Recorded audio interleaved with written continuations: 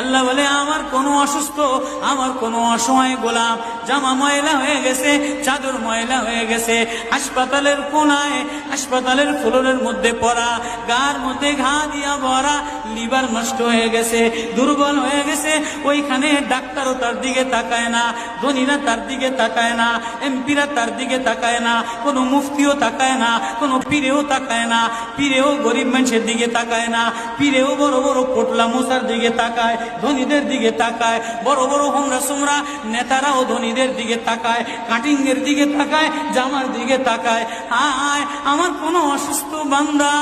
হাসপাতালের ফ্লোরের মধ্যে যদি আমারে আল্লাহ বলে একটা ডাক দিতে দেরি, আমার আরশে ধাক্কা লাগতে দেরি হয় না।